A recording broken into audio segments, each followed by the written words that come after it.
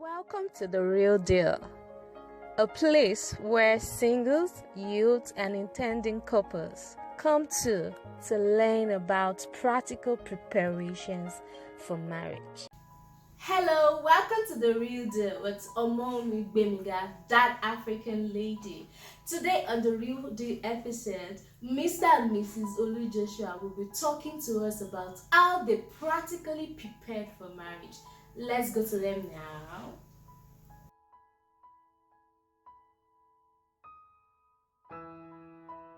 You're welcome, everyone. My name is Isaac, and this is my wife, Titilayo Tumbi. We are the Olu-Joshuas. Okay. I think I'll allow you to go first. No. Well, the thing is, my wife always said my story is not correct. Yes. I think for us male, we hardly be able to capture certain things when it comes to details. So I believe, if I remember correctly, we met sometimes when I was always visiting the house where she stays, and the motive is not to see her, but to see another person. But eventually, something gets into something, and I decided to know more about her, especially on her birthday, because this friend of hers that stays in her compound had told me or put it on Facebook that, oh, please celebrate my sister from another mother and all of that. And I'm like, okay. And at that point in time, ideally, I was actually considering a partner. And so I just reached out to say, okay, I would like to be a friend as well, a mutual friend, through this other friend. And that's how we got to know each other. You tried. Yes. It's actually, around that story. And before he actually asked me out, we've been friends for a very long time. Like she said, the friend stays in my compound. She's like, she was like my school daughter in secondary school. So she's always telling me about Uncle Isaac, very nice man and all that. So I always look forward meeting him, like Uncle Isaac, thanks for taking care of us and all that. So but I observed that we are not that, So until my birthday in 2013, he said he was going to take me out for my birthday, alongside with my school daughter. So we all went out. Of course, I had a relationship. I was in a relationship then, so I wasn't even looking at anything happening at all. A book at my birthday, A Lady, a Lover, and a Lord by T.D. Jakes. Yes. So and then we watched a movie, and as a lady, you always know if this relationship will lead to marriage or not. There's nothing like I did not know. You always get a signal. It's just that you need to sit down and ask yourself that, is this signal, my school daughter already hinted him that she's available. Better, this is your chance. I didn't know it anyway.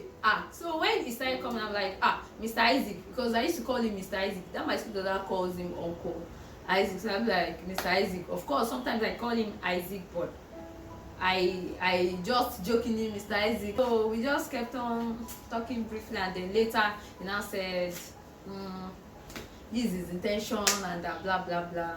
So where we are today. Okay.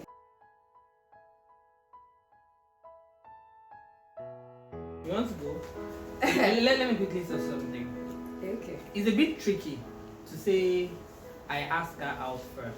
So it depends on what you mean by asking out. Let me put it that way. But asking out. So okay. Let me just see it. Let me explain. You now call me later. Yes. You see?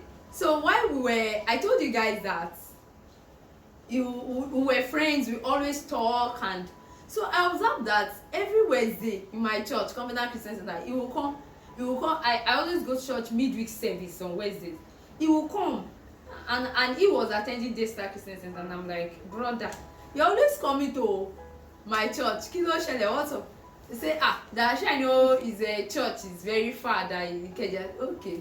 Then later I discovered that it's always so One day I just called you, I said, bros, sorry, this year, what's your intention? Because it's so that you're always following me up and down. When you come like that, you don't always allow me to.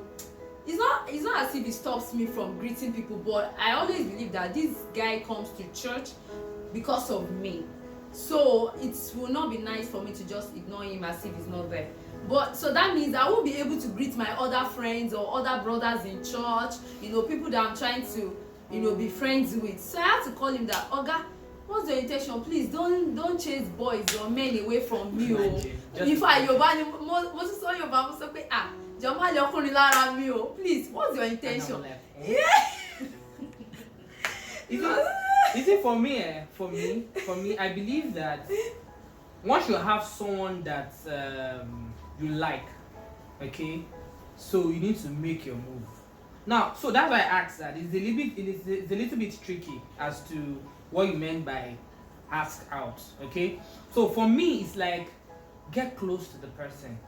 Even the Bible says that a friend must show himself friendly, okay? So for me, my move is, why don't you show yourself more friendly? So my way of showing myself friendly is, visit her in the office, maybe during close of hours, and say, hey, hello, can we just go out? I've not said anything to her. Go to her church. I know I will see her in church, and I know she's a church person, so I'll see her in church. You'll just be very close. So my own is that I would take that proximity up to a point that is now convenient to now say this. But she didn't give me the chance, because she was just like, hey, Mr. Man, you are chasing people from me. If you have intention, say it so that we know where we are going. And I can begin to, do you understand? And so for me, like, I've never seen a lady that blunt, and do you get? Like, I would not expect that. Like, okay, Isaac, out with it. So and that lead me to say, okay, you know what? It is not. I will not forget too, because that day when I said it, he didn't say anything. Yeah. He just laughed and then now said, don't worry, we'll see. So I think the following Monday, we now went. He said that he would like to see me after work, and then so we went.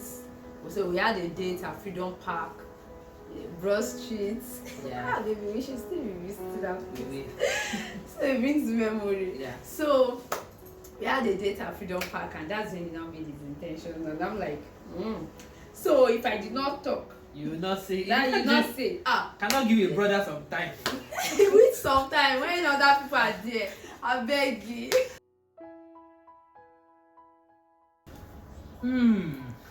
How did we prepare? See? Okay, well, for me, let me say, I really can't. The only I can recall that we prepared together by going for counseling, marriage counseling, then events, singles events. Yeah, they start all those events, youth events. We usually go for that, and then Leke Hauda. My husband has a mentor called Leke Hauda, and Leke Hauda always give out hints on marriage and all. Jack and Jill on Twitter. So we are always what's Leke Hauda saying today? And those tips were things that, as in, they are life lessons that you cannot even get anywhere. So that I can say those are one of the ways that we prepare together, because I would say that there is an individual preparation That's right. and a collective preparation. Appreciate it, girl. So the individual preparation for me, first it is relationship with God. I'm a God girl, as in I am Jesus girl. I am so unapologetic about my relationship with God. So I ensure that I am never out of season with God, because that is how I get energized, that's how I get motivated, my time alone with God. So when I spend time with God, it tells me things, not necessarily audible voice, but I hear things from people, from mentor, even from that Leke Hauda that we're talking about. I believe that God was speaking through me through those things. So my relationship with God, number one, I ensure that one is not negotiable and is still intact today, and that is what is still keeping my marriage till date. Then number 2, I would say, is a relationship with myself. Oh God, What's that? baby, you know that I love myself. Oh God, Baba, you know. I know. Tell us. I love myself, and when I mean I love myself, I have come to a place where I believe. Holy Spirit, give me expression. Wait, what's that say? So I have a relationship with myself. I know who I am. I know who I am. When I say I know who I am, I know when I am active. I know the kind of people I am around that gives me motivation. I know what I don't want to hear. I know where I need to be. I know what I want. So when somebody is coming around me who is a man, is trying to, I would discern, does this person fit into the picture? If not, you are out. Yes, you can still be my friend, but as in you are not even. So what I would say is, I know myself, I love myself, a relationship with myself. I married myself first. I told myself, Sumbi, when you fail, it is for better, for worse.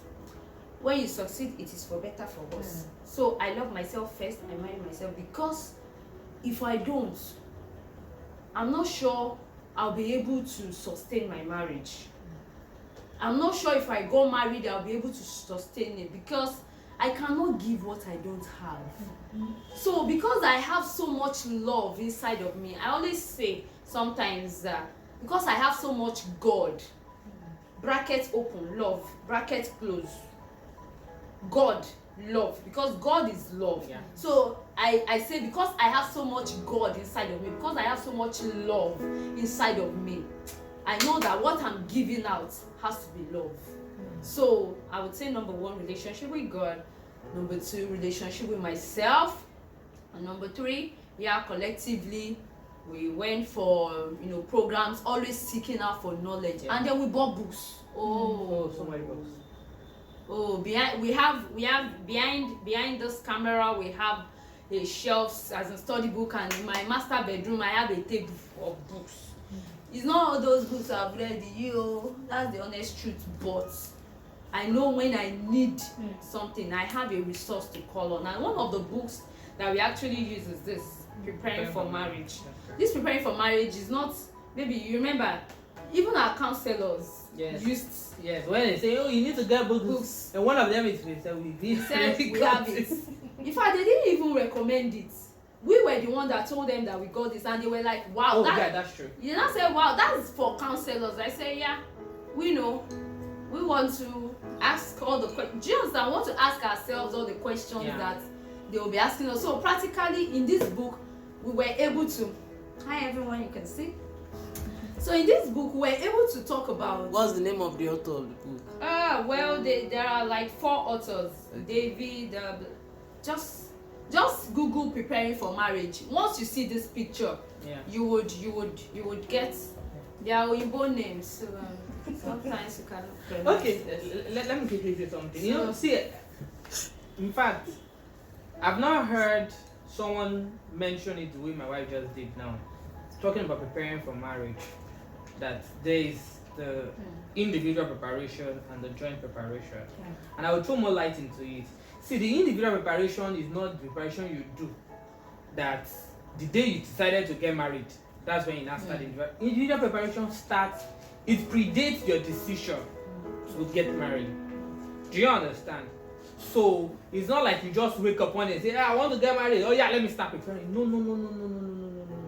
There are certain preparations that really shows that you are ready for marriage. So that's the first preparation.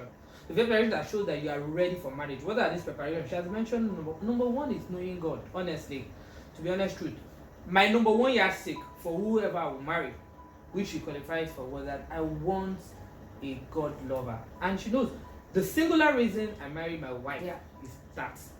Yes. I mean, it's not like I've had relationships like that, but I had people that I have eyes for.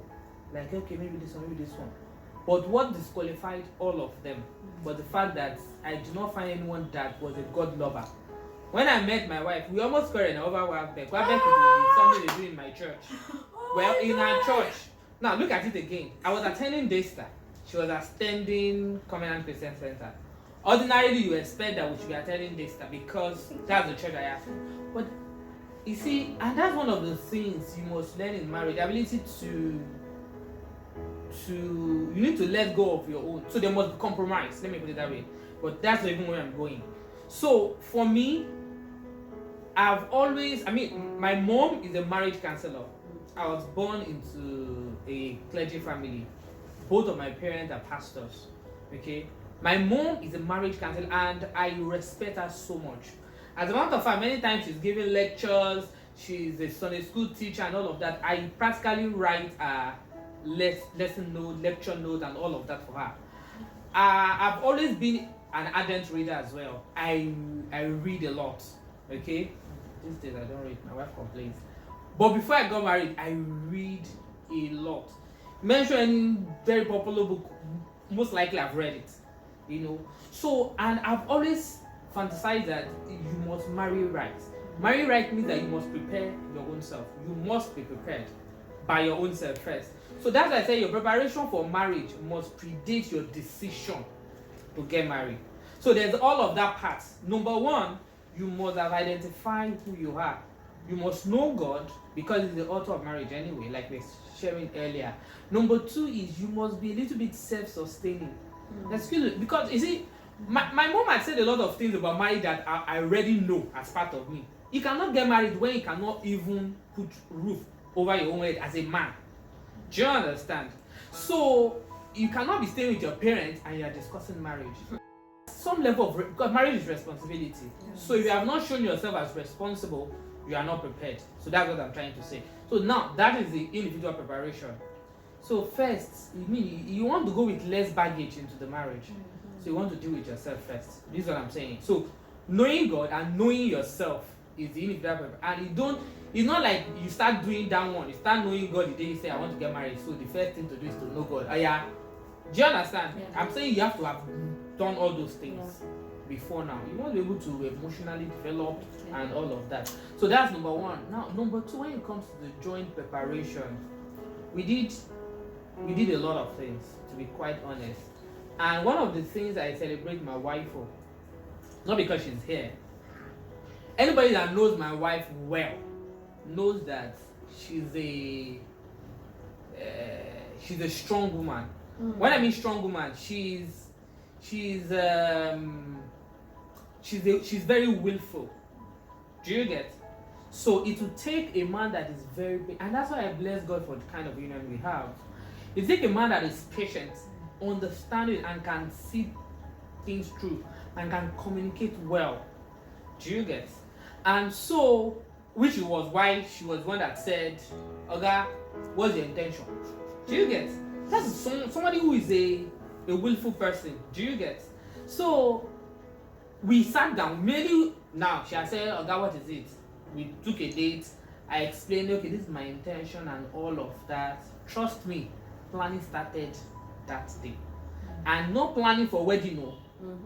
Not planning for wedding. No. Then is when we discussed, okay, so what color? No.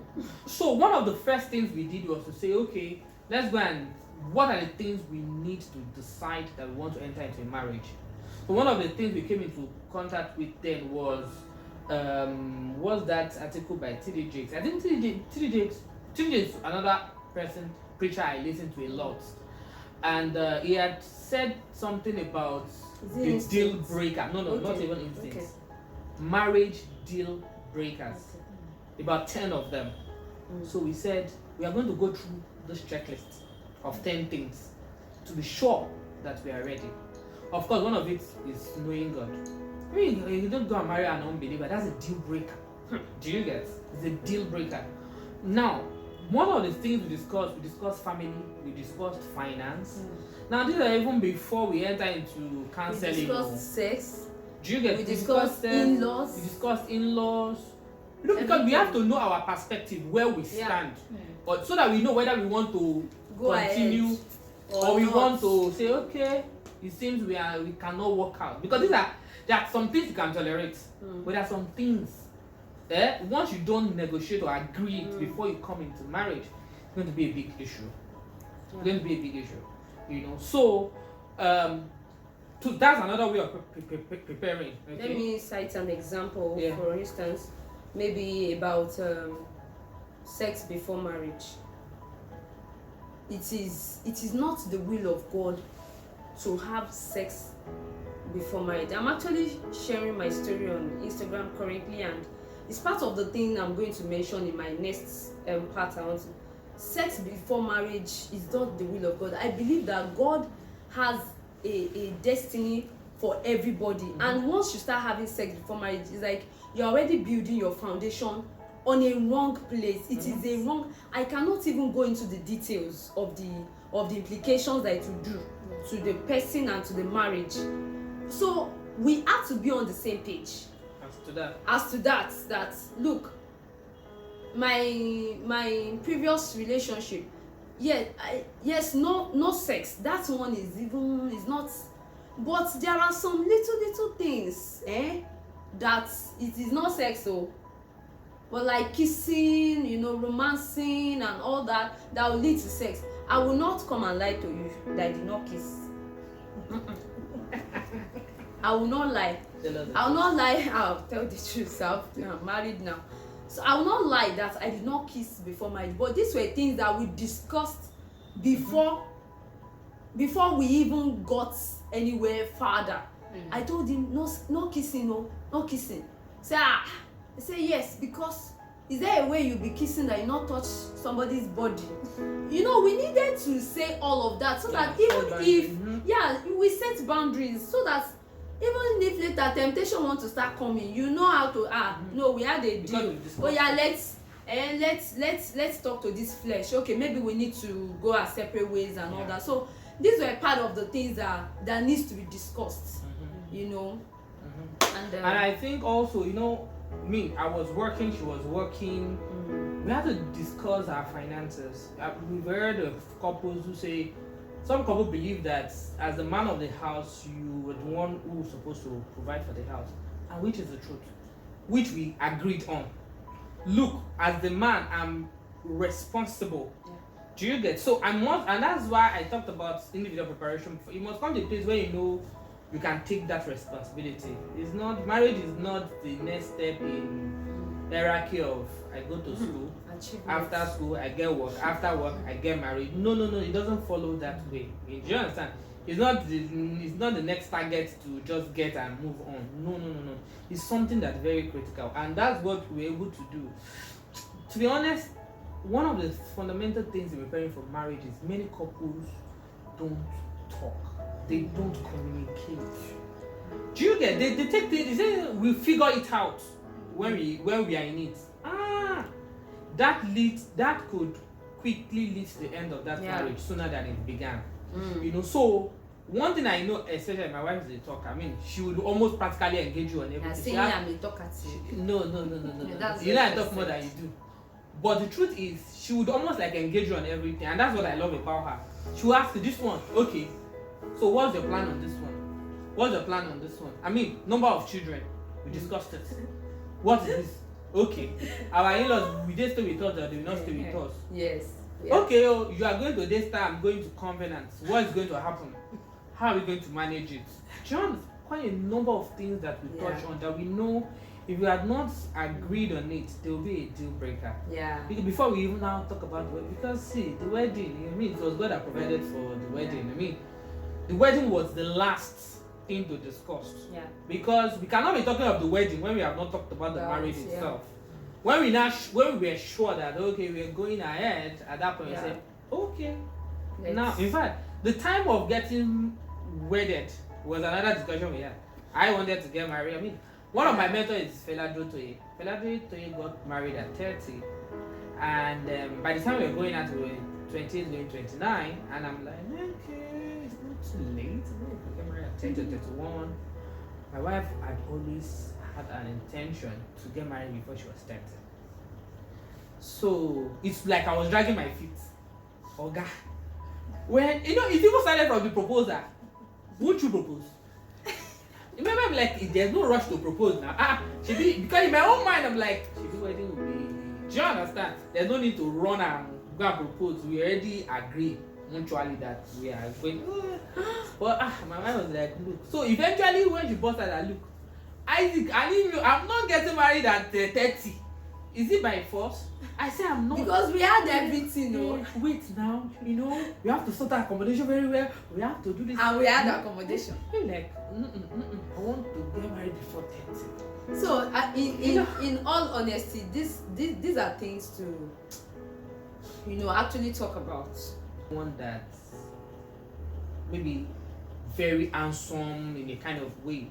Trust me, something can happen. That handsome could change. Yeah. Someone that is this rich. The marriage will go through seasons. So there will be a time that my money might not be there. Yeah. Those things are temporary. Do you get? They can change. But when someone knows God and there's value, those values hardly change. You get? But when you set your mind on the temporary ones, do you get? Maybe somebody who has a car. He has a car today, he might not have a car tomorrow. In fact, if he understands that, he will go and borrow a car to woo you.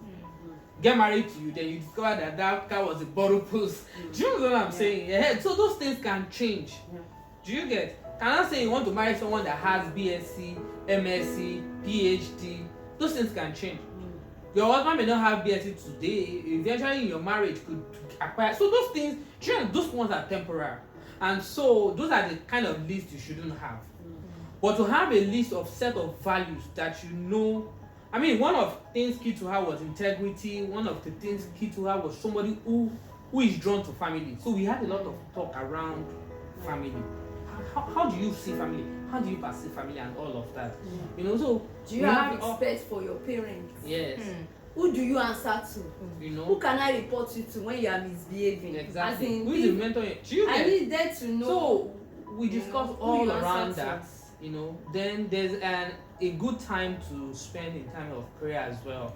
One of I don't know who it was that when we in our marriage premarital walk that someone talked about them praying a particular time every day. We prayed on Wednesdays. I know now. That's what I'm saying. I'm going there that we borrowed that idea from another couple. Yes. And I said, okay, this is fantastic. Yes. Do you get?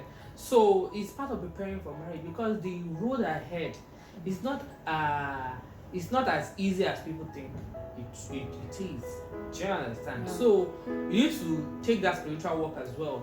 Praying. So we are praying for our family, ourselves, praying for again, like I said, emphasis, not the wedding, the marriage. We're praying for ourselves, praying for our children that will give birth to, praying for our future together, praying that we want to be a model, praying that we want God to reveal the purpose of the family to us. Do you understand? So that we know that as the Olu-Joshua, this is what we are known for. This is what we stand for. So all of that are a number of ways that we practically prepared. I don't know if we have anything we have not answered. You tried. Okay.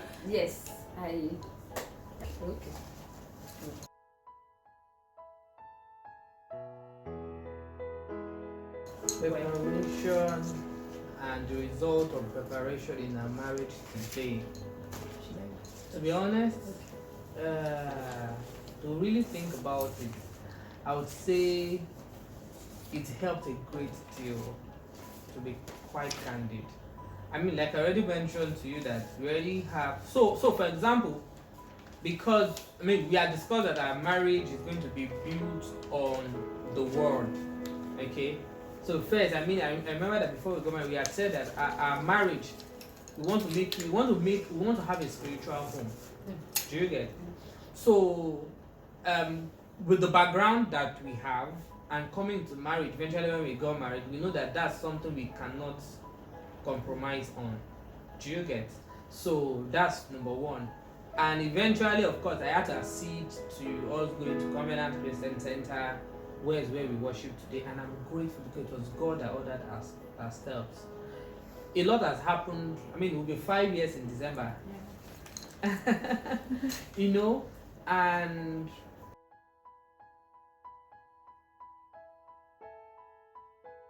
trust me, that's not even for this particular video we are doing. To be honest, a lot had happened in our 5 years journey that we are not prepared for. How do you prepare for crisis? Do you prepare for crisis? You see, when you're preparing for the good ones. Like you prepare for the, you understand? Nobody prepares how to handle a crisis. Because crisis is not what you prepare for. Crisis is what just happened. Do you understand? But guess what? If your foundation in preparation has not been strong, a crisis makes you to quickly call it a quit. I think that's what I would just call it the summary. That's how much it helps. Do you understand?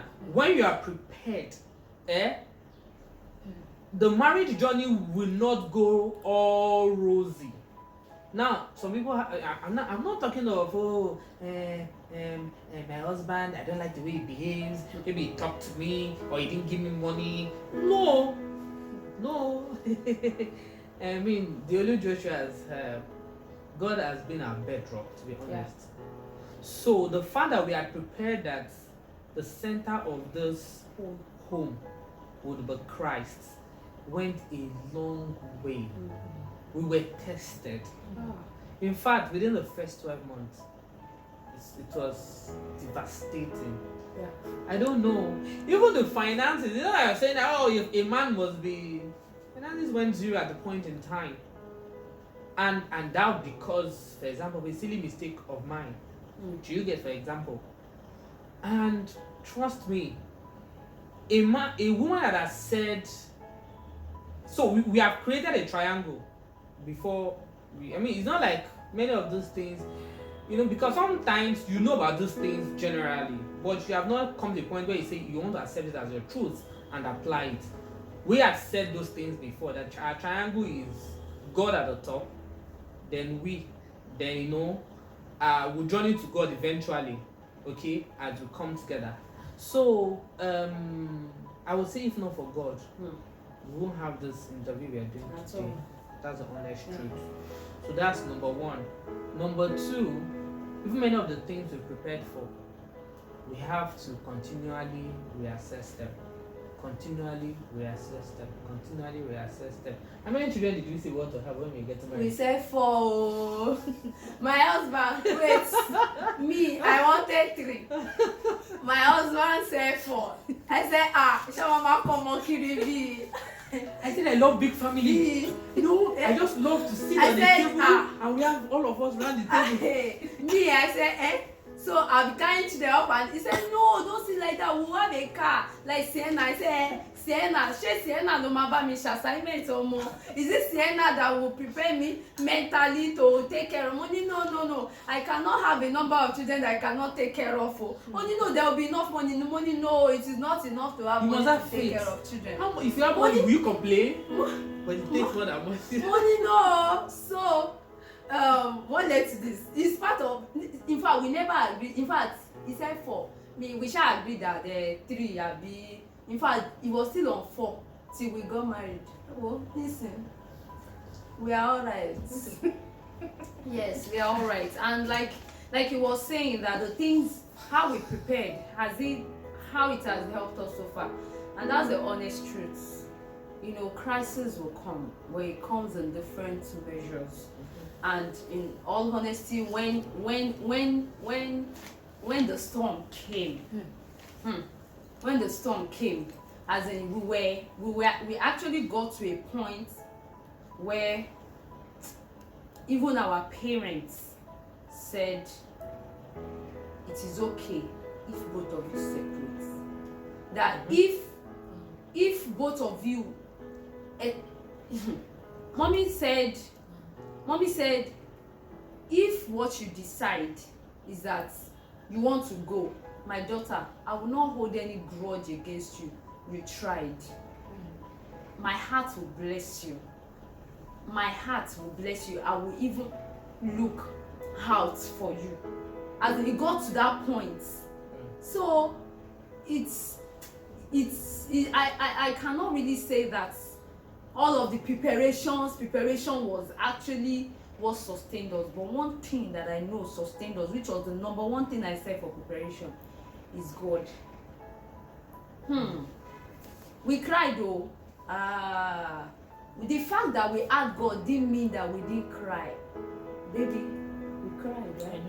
We cried, as in when you see us, you'll be like, people share some people here. We can't, it's not something that we can say right now, because the victory is still coming, and don't worry, we'll be back to share the testimony. So it has been God, and that is why there is nothing anybody can do without a relationship with the supernatural being. Yeah.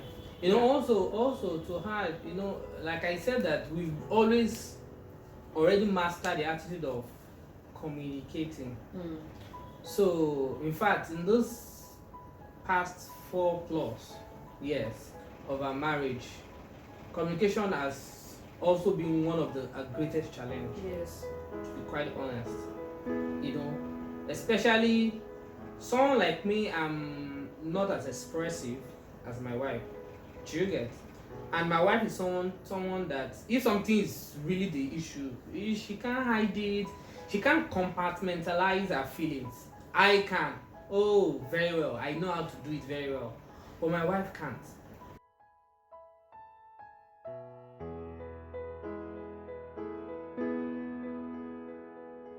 Well, for me, what I would recommend is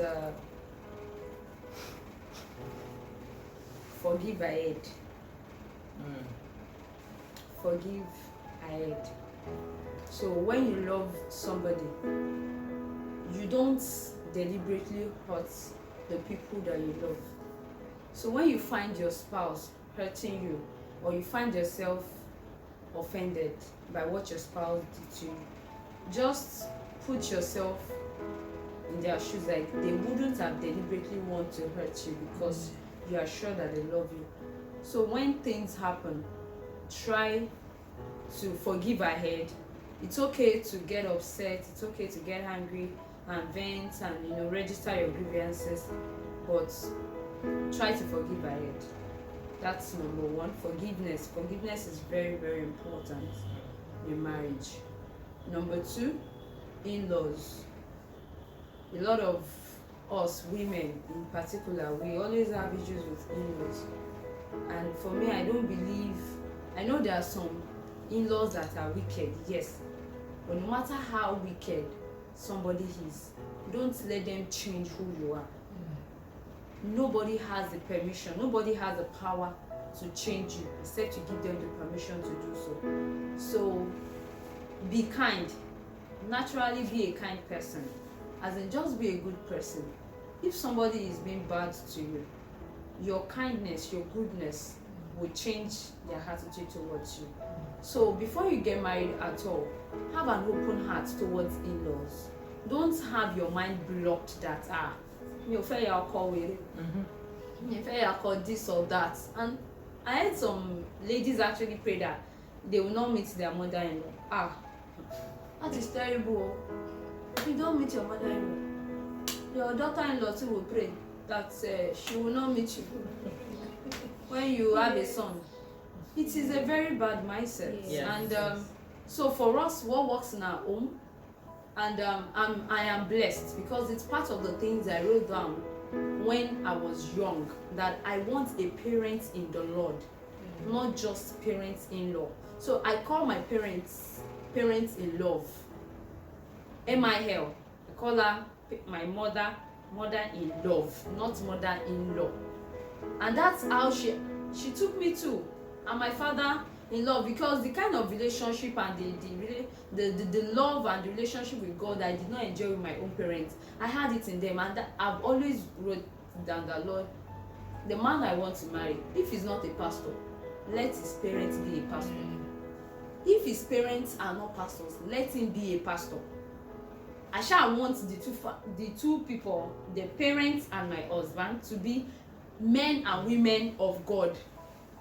So, and God honored my request. So every month when we are doing our monthly allowance to our parents, I send to my parents in love, and he sends from his account to my own parents. So my own parents calls him to thank him, his parents calls me to thank me. So we are, in fact, there's not like there's no in-law. It's like one big family, two families meshed together. My children have spent, my children are 2 years and plus, 2 years and yes, two and a half years, and they've spent, I can count, if I count how many times they've been with my mother-in-law, they've spent like 1 year in breaks, sometimes 3 months, sometimes 4 months, sometimes 2 weeks, sometimes as in with my parents in love. I leave them there, because so that's number 2 about in-laws. There was one other thing I wanted to say, but it has skipped my mind. So in-law and forgiveness. So if I remember, I think that's quite good. For me, I'll talk to the men really, because sometimes, to be honest, it's the men that gives the women heartaches in marriage. To be honest, and a man that has baggages, that has not dealt with himself, is not prepared for marriage. If he enters that marriage, he drags down everybody, because the marriage is beyond you now. So my simple advice to men is deal with yourself. In fact, deal with your demons. Have genuine walk with God, and beyond that, seek to know, because you are going to be the head of the house or the home. So that means that God has placed a responsibility of leadership in your hand. If you don't know how to lead before you get married, if you get married, it's not the marriage that the title doesn't give you the ability. Do you get? So becoming the husband and entitled to the head of the home does not automatically mean that you will just know how to lead. Do you understand? And what does a leader do? A leader is selfless. A leader knows how to sacrifice. A woman simply wants a man that can truly love. And what is the truly love? Just the way the Bible describes it. A man that can lay down his life first. A woman will go to every length to respect a man that knows truly loves him, or truly loves her. Sorry, and that's what I would say to the men. Find yourself in God, find your purpose. God gave man work first before he introduced a woman to him. So find yourself, find God, find yourself, and find your woman. Because again, like this, it is the man that finds the woman. That would say he that finds a wife. So find your woman. And for the ladies, I think she has said it. Honestly, forgive ahead. See, you see, what does it? I'm an accountant, okay? So what it means that you have to put enough bank. When you're putting deposits in your bank account, if something happens tomorrow, you want to cash out, okay? But if you don't have any deposit, there's nothing to cash out. So that forgiveness she's talked about is you have already made reservation space. So because that man will get you angry, the same thing the other way, that woman will get you angry. Almost like, but if you are forgiven ahead, you say, what? It doesn't matter. In fact, my wife already told me at the time, say, Isaac, it doesn't matter what you do to me. What's the worst you could do to me? She said, let me tell you, the worst you could do to me is cheat on me. I've forgiven you. That's what she said. So that's the worst you could do, right? I'm telling you now that even if you do it, I have already forgiven you. It doesn't mean she won't feel hurt when it happens. Do you understand? But because she already set her mind on that way before, Okay, everything that then happened means that she could eventually bring herself out and over it. And honestly, that's advice. Thank you. Welcome back. I am sure you learned something from that real talk with the Olu-Joshuas. And so I'm just going to give us a recap of what they said. For the wife, Mrs Olu-Joshua, she broke it down to us. She said there is individual preparation and there is a collective preparation. The individual preparation is before you meet your spouse. You have to be preparing before you meet your spouse. And then when they met, they had a preparation together. So on her home part, Mrs. Olu-Joshua told us that she fell in love with herself first. She had a relationship with God. She had love inside of her, and because she had love, she could give it to her husband. You cannot give what you do not have. And then they attended seminars together. That was the collective preparation they did. And then they had a mentor. They were following like a Hardas, Jack and Jill's stories on Twitter. That also helped them. And then she read the book. They recommended the book to us. The image would come on the screen. Preparing for marriage. And for Mr. Olu-Joshua, the man in the house, he said that he had God in him. He was God-fearing, he had met God, which is a sustaining factor for them, even in marriage. And also, he had a detailed choice of what he wanted in his wife. One, I want a wife that is God-fearing, and this and that. Then he read books, he acquired knowledge, which helped them in marriage and all that. And also, one of the things they also mentioned is that they discussed about everything. They discussed about sex, about the number of children they wanted to have. They discussed about in-laws. They discussed about finances. And then it was self-sustaining. He had something that was coming in, that was bringing in income for them. And they had a roof over their head. So, if you've learned something, make sure you like, subscribe, and drop a comment on the post. If you want to see more of this, please drop a comment, share with friends, propagate the good news. Our goal is to help a lot of people practically prepare for marriage. Marriage is beautiful and it takes adequate preparation to have a successful one. For now, I will be signing out. Don't forget to share. Bye.